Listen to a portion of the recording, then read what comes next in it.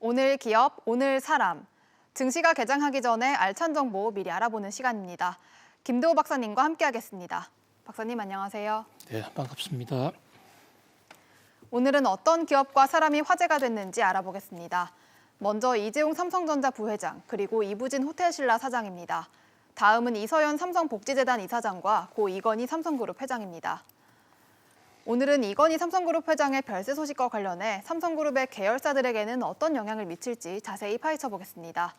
첫 번째 오늘의 기업은 삼성그룹의 핵심 사업 계열사이자 개미동학운동의 주인공인 삼성전자입니다. 이른바 국민주로 불리는 삼성전자의 주가가 오늘 어떻게 될지 수많은 개미 투자자들의 주목을 받고 있습니다. 박사님, 지난 6월 말을 기준으로 삼성전자 지분을 1% 미만으로 보유한 이른바 개미 투자자들의 수가 145만 4천 명이 넘는다고 합니다. 오늘 삼성전자의 주가가 어떻게 흘러갈 걸로 보시나요?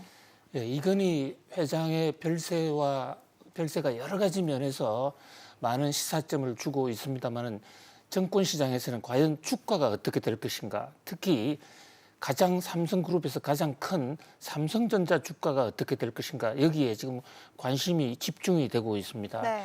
그럴 것이 이제 이건희 회장 사망설이 나올 때마다 사실 삼성 계열사 주가가 많이 휘청거렸고, 네. 특히 삼성전자는 삼성그룹에서 차지하는 비중이 워낙 커서 삼성전자의 모든 계열사를 다 합쳐도 삼성전자 하나에 훨씬 못 미칩니다. 그래서 삼성전자가 바로 삼성이라고도 볼 수 있고 그만큼 중요한 기업이기 때문에 이 회사 주가가 어떻게 될 것인가 매우 주목을 끌고 있는데요. 지금 정권사들, 애널리스트들의 한결같은 분석에 따르면 크게 주가가 흔들릴 것 같지가 않다라는 그 얘기예요. 이유가 뭘까요? 왜냐하면 6년 전에 이건희 회장이 갑자기 심근경색으로 처음에 순천향병원으로 이제 쓰러져서 갔을 때 그 당시만 하더라도 전혀 후계 구도에 대한 준비가 안 돼 있는 상태에서 이재용 부회장으로의 승계가 과연 제대로 될 수 있겠는가. 그리고 그 승계 과정에서 결국 승계는 주식을 후계자들이 장악을 해야 되는데, 그렇다면 이재용 부회장이 주식이 별로 없는 상태에서 그 주식을 확보하는 과정에서 대량 매입할 가능성이 있고, 또 일부에서는 삼성그룹의 경영권을 탈취하기 위해서 주식을 살 것이다 라는 이러한 전망 때문에 주가가 크게 올랐거든요. 네.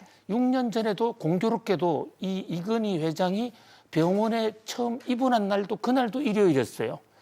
그런데 그 다음날 월요일 주가가 큰 폭으로 올랐습니다만은 이번에는 뭐 주가가 오르는 요인은 다양하게 있을 수가 있고 또 떨어지는 요인도 다양하게 있을 수 있지만 적어도 이건희 회장의 별세와 관련한 이 주가의 요동은 당시보다는 훨씬 적지 않겠는가, 이런 것이 세간의 일반적인 평가로 지금 보입니다. 네, 그리고 지금 이재용 부회장은 여러 재판을 진행 중인데요. 이 재판 결과에 따라서 삼성전자 주가가 흔들릴 거라는 예측이 좀 많이 나오고 있습니다. 그리고 공교롭게도 오늘 이 부회장의 이 국정농단 사건 파기환송심 재판이 열리는 날이죠. 그렇습니다. 지금 이재용 부회장이 2개의 재판을 눈앞에 두고 있습니다. 네. 그중에 이제 오늘 하는 재판은 파기환송심 재판인데요. 이것은 최순실 국정농단 사건과 관련해서 과연 삼성 측에서 이재용 부회장이 정유라의 말이라는 형태로 최순실 측에 뇌물을 공여했느냐 안 했느냐, 이 대목이거든요. 만약에 뇌물을 공여한 게 사실이라 그러면 특정경제가중처벌법상에 상당히 위중한 처벌을 받게 되는데요. 1심은 유죄로 보았습니다. 그런데 2심은 상당 부분의 무죄를 선고해서 사실 그 때문에 이재용 부회장이 이제 석방이 된 거죠. 네. 그런데 대법원에서 유죄 취지로 파기환송을 해놓은 상태거든요.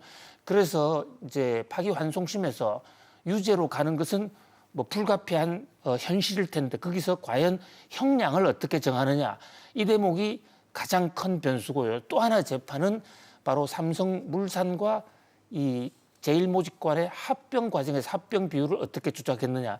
말씀하신 대로 어떤 경우든 유죄 판결을 받게 되면 그동안 삼성은 잘못이 없다라고 이런 입장에서 이런 입장이 그동안에 다 흔들리게 되는 것이고, 그만큼 이 경영권이 흔들릴 수밖에 없고, 또 지배구조를 형성하는 데 있어서도 그 도덕성 문제가 부담이 될 것이다. 그런 면에서 주가에도 상당히 영향을 줄 것으로 보입니다.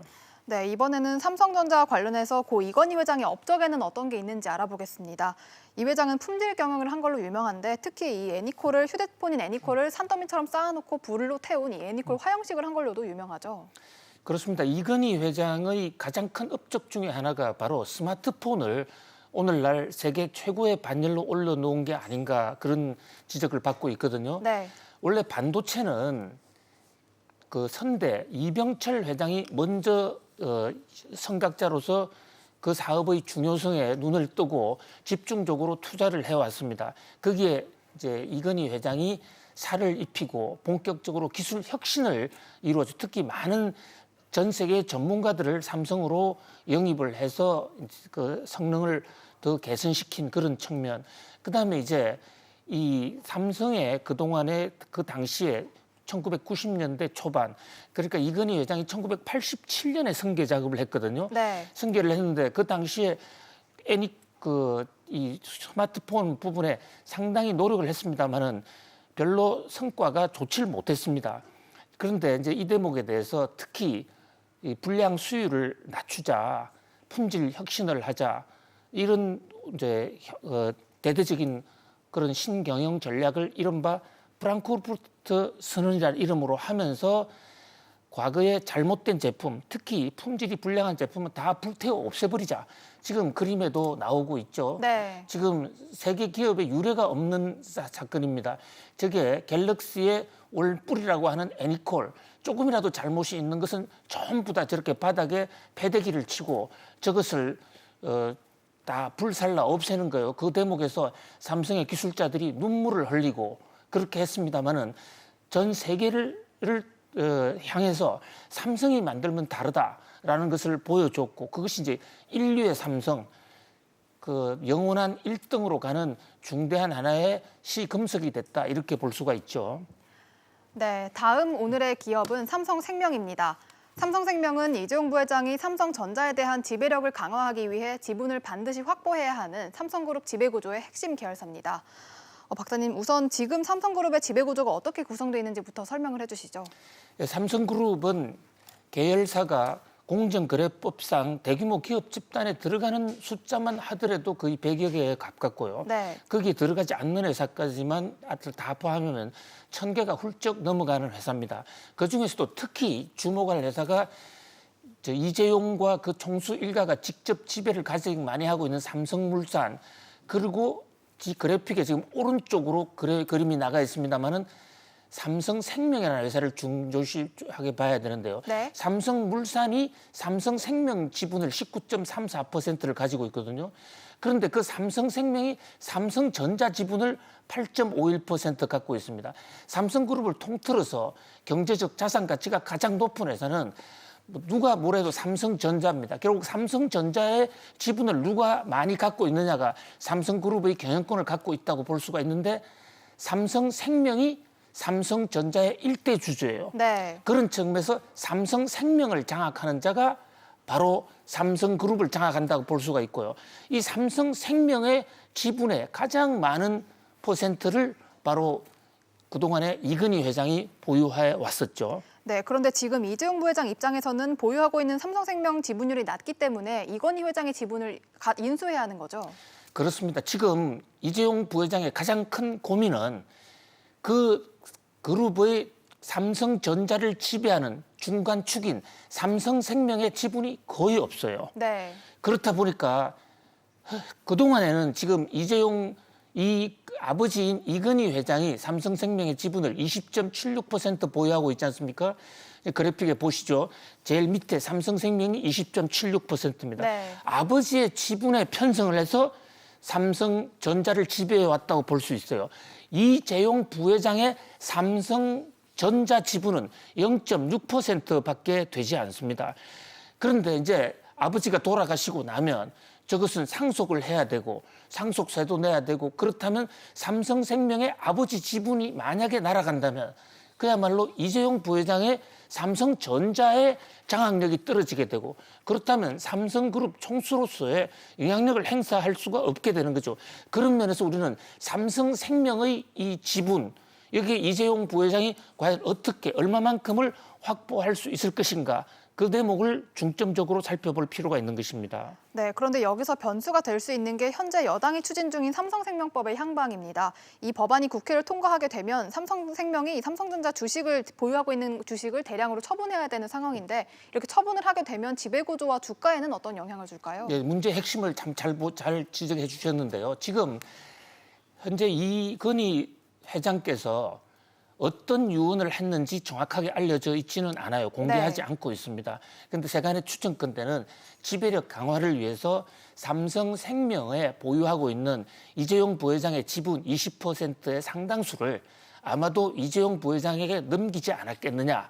그렇게 지금 추론이 되고 있거든요. 네. 그러면 삼성생명을 통해서 삼성전자를 이재용 부회장이 자연스럽게 장악할 수가 있습니다. 그런데 문제는 지금 지적해 주신 대로 국회에서 제안이 된 지금 입법 절차를 밟고 있는 삼성생명법. 삼성생명법이 만약에 통과가 되면 삼성생명이 보유하고 있는 삼성전자 지분을 무려 20조 정도를 팔아야 돼요. 네. 그렇다면 이재용 부회장이 아버지의 상속을 받아서 삼성생명 지분을 장악한다 하더라도 그게 수표로 들어가게 되는 것이죠. 네. 그 대목에서 지금 삼성그룹의 고민, 이재용 부회장의 지배 구조상에 큰 지금 걸림돌이 있는 것으로 볼 수가 있습니다. 네, 그리고 이 삼성생명법이 통과가 되면 삼성생명의 재무 상태에도 영향을 주게 되죠. 그렇습니다. 예, 삼성생명의 법이라는 것은 결국은 지금 삼성생명이 보유하고 있는 삼성전자 주식 그것을 현재로는 그 일정 퍼센트 이상 보유하지 못하게 돼 있는데 네, 3%로 예, 지정해 3%입니다. 거죠? 현재 법에요. 그런데 그 3%를 지금 훨씬 넘어서 삼성생명이 보유하고 있게 된 이유가 평가 방법을 현재 삼성전자의 실제 자산 가치 기준으로 또는 시가총액으로 기준하지 않고 취득할 당시의 기준으로 하거든요. 그런데 아시다시피 삼성전자 주식은 그 삼성생명이 취득한 이후에 주가가 많이 오르지 않았습니까? 그래서 그것을 실가격으로 위주로 하면 크게 그 이제 떨어지는 크게 오른 그런 상태이기 때문에 20조 정도를 팔아야 돼요. 그렇기 때문에 삼성생명 입장에서는 그 주식을 만약에 팔게 되거나 아니면 삼성생명법에 따라서 이익을 실현하면 삼성전자 보유하고 있는 삼성전자 주식의 자산 가치가 장부 가격이 크게 높아지게 됩니다. 네. 단기적으로는 굉장히 큰 그 삼성생명의 재무 상태를 호전시키는 호재지만은 그러나 이것을 또 팔아야 되기 때문에 삼성생명으로서는 또 하나의 고민이 있는 것이죠. 네, 그리고 아까 말씀해 주셨듯이 아직 뭐 유언이나 상속에 대한 얘기가 구체적으로 나오지는 않았지만 상속세 관련해서 얼마가 뭐 될 거다 이렇게 예측하는 기사들이 많이 나오고 있는데 상속세 규모가 어느 정도로 예상이 되나요? 상속세는 크게 두 가지로 나누어 볼 수가 있습니다. 하나는 주식을 그 보유하고 있는 부분에 대한 상속세와 주식 아닌 부동산 자산이라든지 실물 자산 이 두 가지로 나누어 볼 수가 있는데요. 기본적으로 30억 이상 넘어가는 이 상속 자산에 대해서는 우리나라에서 상속세율을 50%를 적용하고 있습니다. 네. 그러니까 상속받는 재산의 50%를 세금으로 내야 됩니다. 그런데 주식의 경우에는 좀 상황이 다릅니다. 상속세율이 더 높을 수가 있습니다. 지배주주인 경우에는 현재 자산 가치를 평가할 때 20%를 할증 적용하거든요. 네. 그러니까 보유하고 있는 주식에 대해서는 평가액을 20%로 높인 다음에 50%의 상속세율을 적용하기 때문에 실제적으로는 약 60%에서 70%의 상속세율이 나올 수가 있어요. 네. 현재 지금 이 건희 부회장의 보유 주식은 상장사로만 기준으로 할 때 약 18조 정도 되고 그렇다면 12조 정도가 상속세로 나갑니다. 또 부동산 재산에서는 따로 상속세를 내야 되지만 문제가 되는 것은 특히 지금 상장사 주식인데요.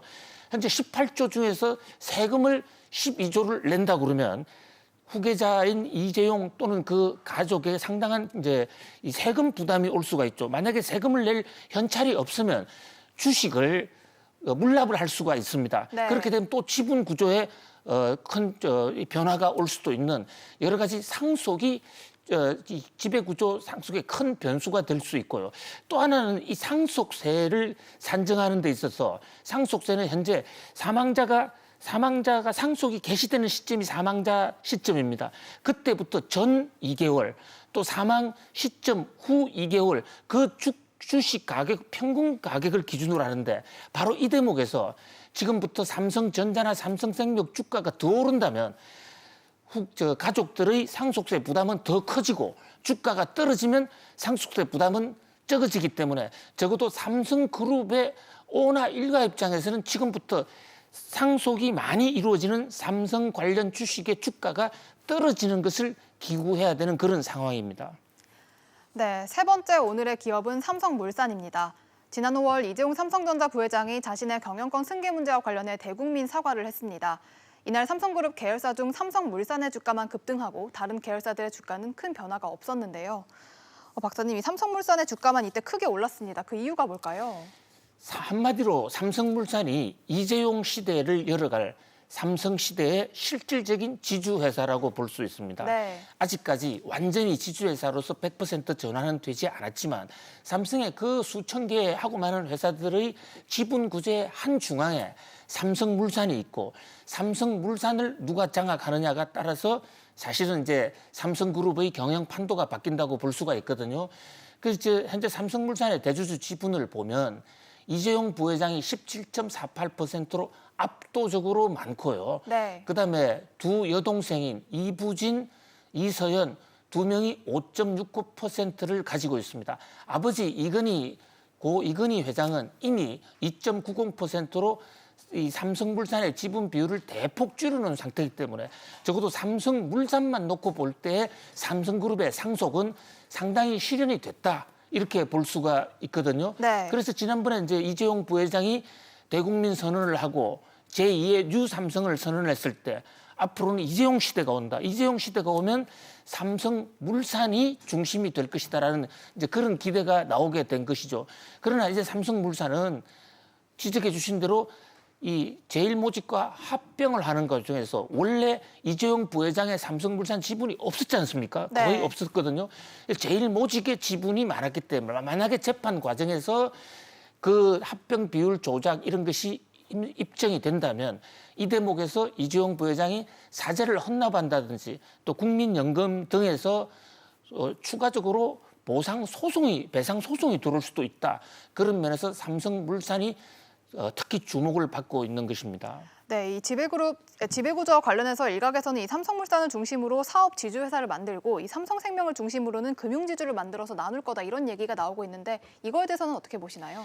예, 근본적으로요. 좋은 지적을 해주시는데요. 지금 삼성물산이 삼성생명을 지배하고 있고 그 삼성생명을 통해서 삼성전자를 지배하고 있는 이것이 현재의 삼성 그룹의 가장 안정적인 지배 구조인데 이게 결코 오래 갈 수가 없습니다. 네. 아까 말씀하신 대로 첫 번째 지금 삼성생명법에 취득가액 기준이냐 시가 기준이냐는 그 문제가 하나 걸려 있고요. 네. 그게 수록 아니라 하더라도 지금 우리나라는 기본적으로 금융산업과 이 산업자본을 분리하는 은산분리법이라는 게 있어요.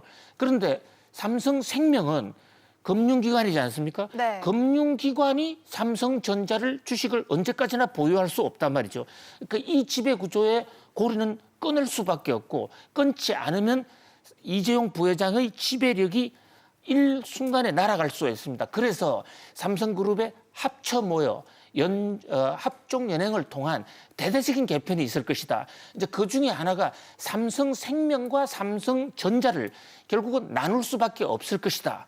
그런 얘기가 나옵니다. 그렇다면 삼성전자를 인적 분할을 해서 투자 부분과 회사 부분, 사업 부분을 나누면서 그것을 삼성물산과 합치고 또 삼성생명은 금융회사로 나누는 이런 방안이 하나가 연구가 되고 있고요. 네. 이제 또 하나는 지금 바로 삼성생명법에서 삼성생명이 삼성전자 주식을 대량으로 팔 수밖에 없지 않습니까? 네. 팔면 어떻게 삼성생명을 지배할 수 있겠느냐. 거기서 삼성물산의 역할이 나오고 있는데요.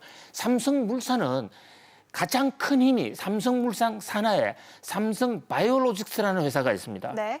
그 회사의 지분을 거의 50% 이상 장악을 갖고 있거든요. 그래서 삼성생명이 주식을 팔면 삼성전자 주식을 팔면 그것은 삼성물산이 다 사들인다. 네. 삼성물산 사들인데 그 돈이 부족하지 않습니까? 그 부족한 돈은 삼성 바이오로직스를 팔아서 실탄을 마련한다. 이런 다양한 지금 구도가 제기가 되고 있는 것입니다. 그런데 두 번째 방식을 설명해 주신 두 번째 방식으로 하기에는 좀 자금 부담이 좀 되지 않을까요? 그렇습니다. 바로 그 부족한 자금을 마련하기 위해서는 삼성 바이오로직스 지분을 팔 수밖에 없다. 네. 그래서 삼성생명이 내놓는 그 삼성전자 주식과 그 삼성바이오 주식을 맞교환을 하게 되면 네. 자금 부담 없이 삼성생명 쪽이 바이오 쪽을 좀 가져가게 되고 삼성전자 쪽을 삼성물산이 가져가는 이런 구도도 나오고 있습니다만 그 역시 확정안이라고는 볼 수가 없고 현재 삼성그룹에서는 다양한 어떤 시나리오를 가지고 시뮬레이션을 하고 있는 것으로 보입니다. 다만 한 가지 분명한 것은 6년 전에 비해서는 그러니까 6년 전에 이건희 회장이 갑자기 병원에 입원할 당시에 비해서는 지금 이재용 부회장의 삼성물산을 통한 지배력이 상당히 강화돼 있고 또 삼성물산 자회사로 있는 삼성바이오가 주가가 지금 엄청나게 올라 있는 그런 상태입니다. 그만큼 네. 실탄을 활용할 수 있는 여지가 많이 넓어졌다. 그리고 또 6년 전에 갑자기 사망을 했을 당시에 비해서는 아마도 이재용 부회장의 유언장이 있지 않겠는가. 그런 면에서 상당히 안정적 승계를 할 수가 있다. 그리고 지금 이재용 부회장의 입장은 아버지 이건희 부회장 때와는 달리 지금 동생들과의 관계가 상당히 좋고 이부진, 이서연 이 두 여동생이 어떤 남매의 난을 일으킬 가능성은 상당히 적은 것으로 보여요. 그런 면에서 이 후계 승계를 하는 데서 삼남매가 협조할 가능성이 상당히 높다. 그런 면에서 다른 상황 때보다는 또 다른 그룹보다는 후계 승계 작업이 그렇게 큰 혼선이 빚어지지 않을 수 있다라는 이런 지적이 힘을 받고 있습니다. 네, 이건희 회장의 유언장이 어떻게 나올지 좀 지켜봐야 될 것 같습니다. 그렇습니다. 그거 핵심이라고 볼 수가 있겠습니다. 네, 마지막 오늘의 기업은 르노 삼성자동차입니다.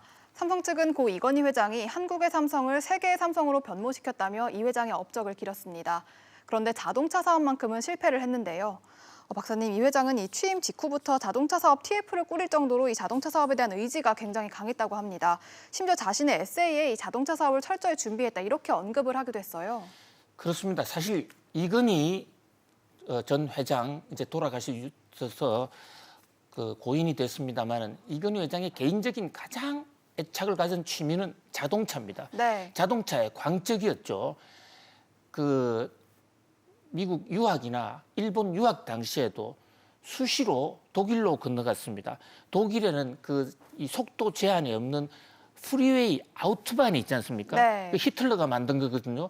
그래서 500km, 600km를 달릴 수 있는 거기서 스피드를 즐기면서 우리도 언젠가 저런 자동차를 만들겠다. 이게 어린 시절부터 꿈이었고 이제 이건희 부회장이 갖고 있는 이 자동차의 숫자만 1,000대가 넘는다 하는 그런 시절이 있었어요. 네. 그리고 또 자서전에 보면 이건희 회장은 아버지가 전자산업을 일으켰다면 나는 그 전자를 토대로 자동차를 만들겠다 이래 주장을 해왔습니다. 그 얘기는 지금 자동차에 들어가는 부품의 약 90%가 전자제품입니다. 네. 사실 지금 테슬라가 일론 머스크가 테슬라를 만들면서 전기차를 들어가는 제품이 다 전자제품이지 않습니까? 네. 그런 면에서 어떻게 보면 테슬라보다도 이건희 부회장이 앞서서 자동차의 미래를 내다봤다고 볼 수가 있어요. 그래서 1993년에 이른바 프랑크푸르트 신경영 선언할 때 두 가지가 있었습니다. 하나는 애니콜을 통해서 이 스마트폰을 사업에 본격적으로 뛰어들고 또 하나의 신산업이 바로 자동차입니다. 이 자동차에 태스크포스 팀을 만들고 엄청나게 노력을 기울여 왔거든요. 네, 그런데 이 삼성의 자동차 사업은 출범한 지 2년도 안 돼서 고배를 마셨습니다. 그 이유가 뭘까요? 그렇습니다. 결국은 삼성의 이 자동차 산업은 결과적으로는 실패로 끝나고 말았죠. 네. 여기에는 이제 여러 가지 자동차에 들어가는 타이밍이 좋지 않았다. 이런 지적까지도 나오고 있는데 경제학자들의 한결같은 분석은 당시에 우리나라 자동차 산업이 공급 과잉이었다는 점을 가장 크게 꼽고 있습니다. 네. 잘 아시는 대로 이 김대중 정부 해서 자동차 산업에 대한 대대적인 혁신이 있었는데 그 당시에 기아차라든지 삼성차 이런 것을 다 해체하지 않았습니까? 네. 당시에 우리 현대차도 있었고 우리나라의 경제 덩치에 비해서 자동차의 생산량이 너무 많았다. 내수는 거의 뒷받침이 안 되는 상태고 그때 세계 경제가 자동차의 수요가 점점점 줄어들어 실제로 그 이후로 자동차의 수요는 특히 화석연료 자동차 그러니까 휘발유나 경유 자동차의 수요는 계속 줄어들고 있었거든요. 네. 그런데 이제 이건희 부회장은 자동차를 하겠다는 꿈이 너무 강해서 그런 어떤 수요 공급 트렌드를 모르지는 않았겠죠. 그것을 좀 과소평가하지 않았겠느냐. 그러면서 과잉 투자가 문제가 됐고 KDI 같은 곳에서는 바로 이건희의 삼성 자동차 투자, 부산에 그 신흥 단지라고 있습니다. 네. 거기 김영삼 정부하고 사실 정경유착을 해서 부산에 대대적인 자동차 단지를 만들고 삼성 자동차를 시작을 하는데 그러다 보니까 엄청난 양의 돈이 필요했고 전 세계로 각지로 붙어서 돈을 많이 빌려오는 부채 경영을 하게 된 것이죠. 그것이 이제 IMF 상황에서 외환위기를 맞으면서 부채가 극단적으로 늘어나게 됐고 결국은 한국 경제에 큰 부담을 줬다. 삼성뿐만이 아니라 IMF로 우리가 경제 위기로 가는데 삼성 이건희 회장의 자동차 산업이 결정적인 기여를 했다. 이런 것이 지금 KDI의 보고서까지 지금 나와 있는 상황이에요. 그런 어떻게 보면 삼성 자동차는 이재용 부회장의 가장 아픈 손가락이고 경영적인 측면에서 삼성의 최대 지금 아픔으로 남아 있다고 할 수가 있습니다. 네, 지금까지 오늘의 기업과 사람 알아봤습니다. 내일도 알찬 정보로 돌아오겠습니다. 박사님 감사합니다. 고맙습니다.